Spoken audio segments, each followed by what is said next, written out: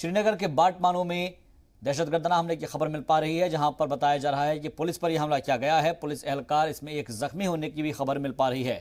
तो इस वक्त की बड़ी खबर आपको बता रहे हैं, जहां पर श्रीनगर के बाटमालू में दहशतगर्दाना हमला हुआ है और दहशतगर्दों ने पुलिस पर हमला किया है। इस हमले में एक पुलिस एहलकार के जख्मी होने की भी खबर आ रही है। तो ये जानकारी मिल रही है इस वक्त, जहां पर पुलिस के ऊपर हमला किया गया है। दहशतगर्दों ने यह हमला किया है, कहां पर यह हमला हुआ है ये जानना भी जरूरी होगा। इस खबर पर ज्यादा जानकारी के साथ जी मीडिया रिपोर्टर फारूक वानी हमारे साथ जुड़ चुके हैं। फारूक, क्या अपडेट मिल पा रहा है, कब ये हमला हुआ है, कैसे हमला किया गया है और अभी क्या इत्तला मिल पा रही है कि वहां पर क्या माहौल है?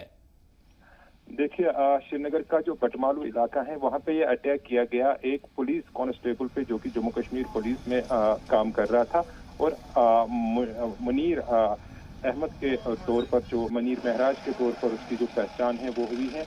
और बताया जा रहा है उसके परिवार के मुताबिक कि वो कुछ बेकरी लाने गए थे अपने बच्चे के साथ जो उसकी गोद में था, लेकिन मिलिटेंट जो था पिस्टल में मौजूद लेके उसके सामने खड़ा हुआ। उसके बाद उन्होंने फायर किया, लेकिन खुशकिस्मती की बात ये रही कि जो फायर हैं वो उनके सिर के ऊपर से और दाएं और लेफ्ट साइड से चले गए, जिसकी वजह से उसकी जान जो है वो बच गई और वहां से तुरंत भाग गया।